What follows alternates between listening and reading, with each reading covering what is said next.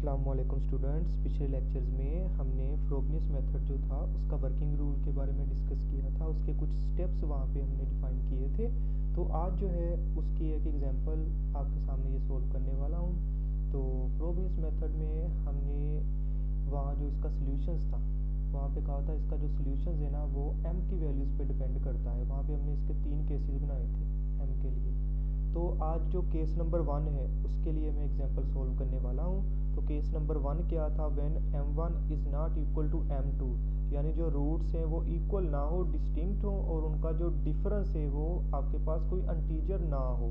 तो हमारे पास complete solutions होगा c1 y एट m1, यानी आप y निकालोगे उसमें m1 पुट कर दोगे m की जगह। इसी तरह फिर c2 y एट m2 और y निकाल के उसमें m की जगह पुट कर दोगे m2। तो एग्जाम्पल देखते हैं, एग्जाम्पल क्या है, solve the series solutions of the equation. तो ये आपके पास इक्वेशन है, इसका आपने सीरीज सॉल्यूशंस निकालना है। तो सॉल्यूशंस में क्या करेंगे, सबसे पहले आपने जो फर्स्ट स्टेप था उसमें हमने क्या कहा था कि ये जो इक्वेशंस है ना, सबसे पहले आप इक्वेशंस लिखेंगे, फिर उसमें चेक करेंगे कि क्या ये पॉइंट हमारे पास सिंगुलर पॉइंट है या फिर ऑर्डिनरी सिंगुलर, ये ऑर्डिनरी पॉइंट है।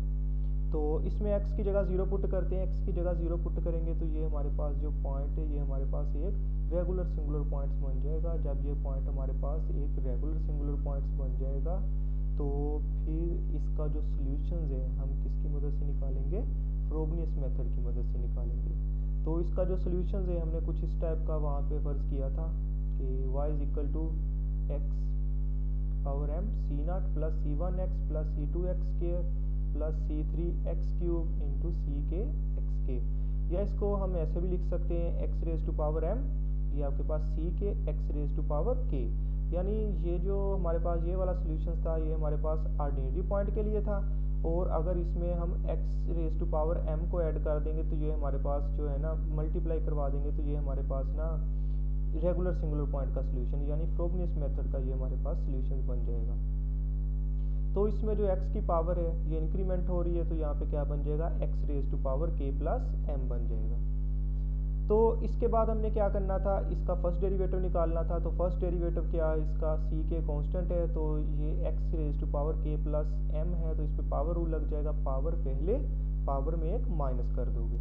इसके बाद इसका सेकंड डेरिवेटिव निकालना है। तो सेकंड डेरिवेटिव कैसे आएगा, ये दोनों कांस्टेंट है तो ये पावर पहले m प्लस k माइनस 1 और इसमें एक और माइनस कर दोगे तो ये बन जाएगा k प्लस m माइनस 2 बन जाएगा।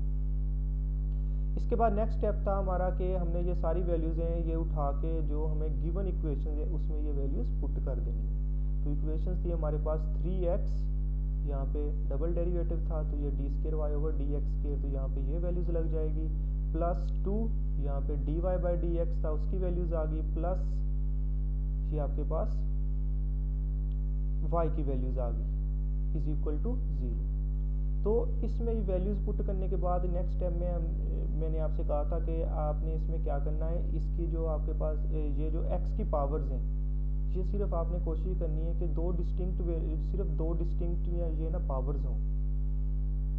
यहाँ पे हमारे पास जो पावर्स है यहाँ पे 3 बन रही है, k प्लस m माइनस 2, ये k प्लस m माइनस 1, ये k प्लस m बन रही है। तो हम इसको 2 में कन्वर्ट करेंगे। तो सबसे पहले हम क्या करते हैं, x को अंदर मल्टीप्लाई करवाते हैं, x अंदर मल्टीप्लाई होगा, इसकी पावर इसमें ऐड हो जाएगी तो ये माइनस 2 प्लस 1 कितना बन जाएगा, k प्लस m माइनस 1 बन जाएगा।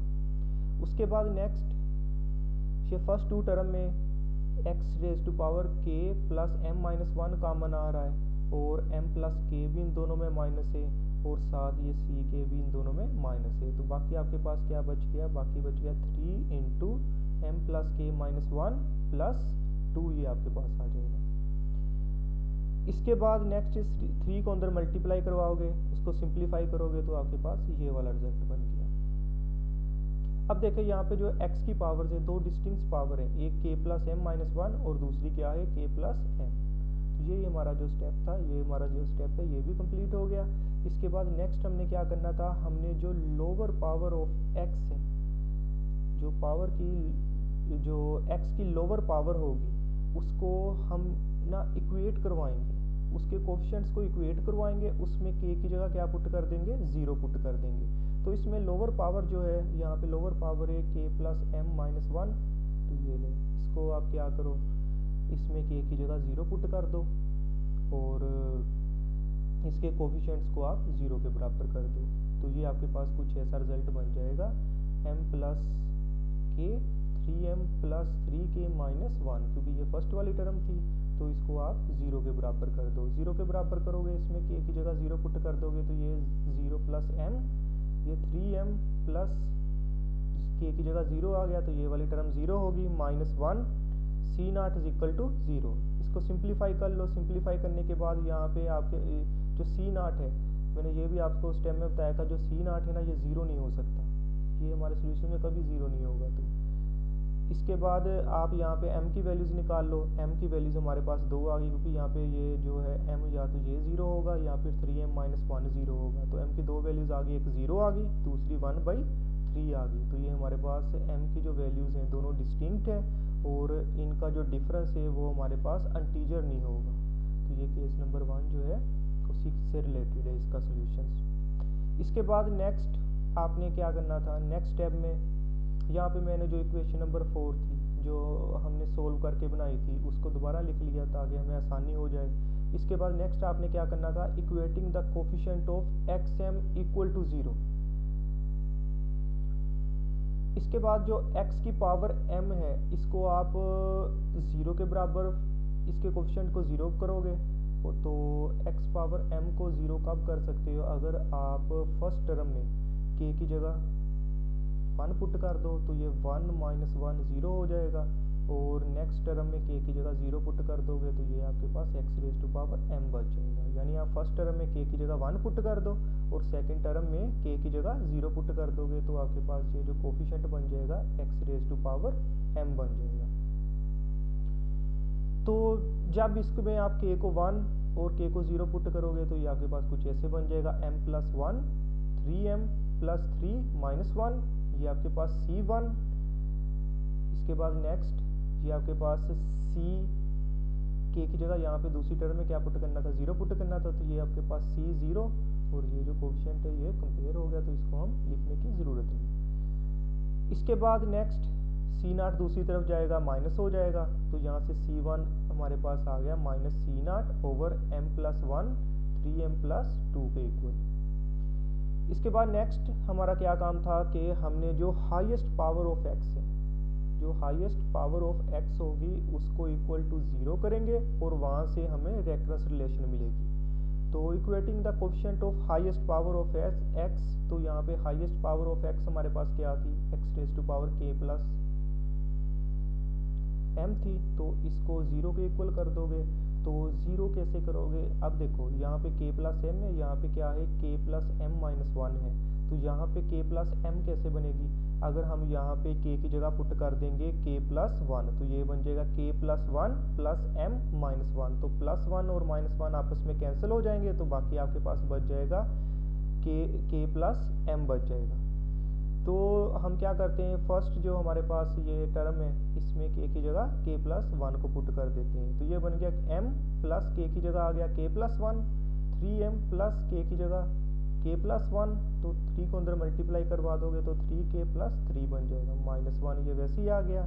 इसके बाद ये c k की जगह पुट करना है हमने k प्लस 1 प्लस ये सेकेंड टर्म आपके पास क्या है c k, तो ये वैसे ही लिख लोगे।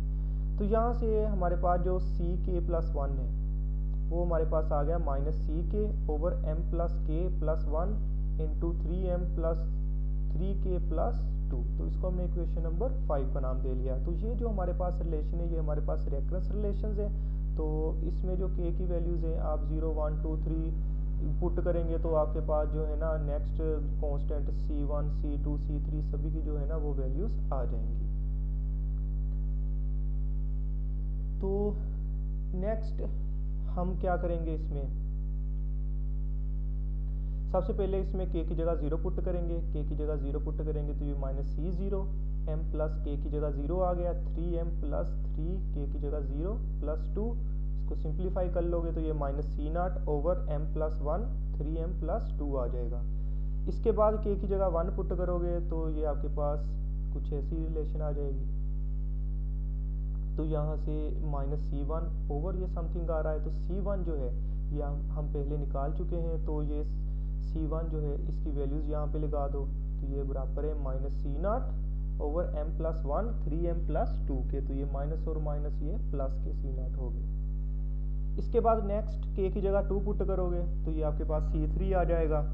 तो इस C3 में यहाँ पे -C2 ओवर m+3 3m+8 बन जाएगा। तो इसके बाद जो C2 है इसकी वैल्यूज़ लगा दो, तो C2 की वैल्यू क्या है C0 ओवर ये, तो ये वैल्यूज़ यहाँ पे पुट कर दोगे तो आपके पास यहाँ पे ये C3 की वैल्यूज़ आ जाएगी। अब इसके बाद हमने करना क्या था, हमने जनरल सॉल्यूशंस बनाना था। तो जनरल सॉल्यूशंस बनाने के लिए क्योंकि हमने वो जो हमारा सॉल्यूशंस था उसमें था C1 y एट m1, तो हम क्या करते हैं m1 पे ना पहले इसकी वैल्यूज़ निकाल लेते हैं सारी। तो m1 हमारे पास क्या था, m की दो वैल्यूज़ थी, एक 0 थी दूसरी 1/3 थी। तो m की जगह 0 पुट करोगे तो C1 क्या आ जाएगा हमारे पास, ये हमारे पास था, तो ये -C0 ओवर 0 + 1 3 × 0 + 2, तो ये -C0 ओवर 2 के इक्वल आ जाएगा। इसके बाद C2 में आप m की जगह 0 पुट करोगे, तो C2 में m की जगह 0 पुट करोगे तो उसको सिंप्लीफाई करोगे तो आपके पास ये आंसर आ जाएगा। सिमिलर जो नेक्स्ट है C3 में आप पुट करोगे तो उसका आंसर ये आ जाएगा। तो ये सारी वैल्यूज़ उठा के आपने इक्वेशन नंबर 2 जो हमारा रिक्वायर्ड सॉल्यूशंस था y जो हमने अपनी तरफ से फ़र्ज़ किया था उसमें ये वैल्यूज़ लगा दो, तो ये आपके पास आ गया x⁻m। m की वैल्यू कितनी थी, 0 थी, तो ये हमने 0 पुट कर दिया। उसके बाद ये C0 plus C1x plus C2x² plus C3x³ up to so on. इसके बाद इसमें से C0 कॉमन आ रहा है, उसको आप बाहर निकाल लो, और x⁻0 कोई भी नंबर हो उसकी पावर 0 हो तो वो हमेशा 1 के इक्वल होता है। इसके बाद दूसरे केस के लिए आ जाए, अगर जब m हमारे पास 1/3 था तो उसके लिए C1 क्या होगा, m की जगह 1/3 पुट करते जाएं, उसको सिंप्लीफाई करते जाएं तो आपके पास ये C1 की वैल्यू आ गई। इसी तरह C2 आपके पास ये वैल्यूज़ आ गई और C3 की वैल्यूज़ आपके पास ये बन जाएगी। तो इसको इक्वेशन नंबर 2 में पुट कर दें। इक्वेशन नंबर 2 में पुट करेंगे तो ये x⁻m था, तो m की वैल्यू 1/3 आ गई।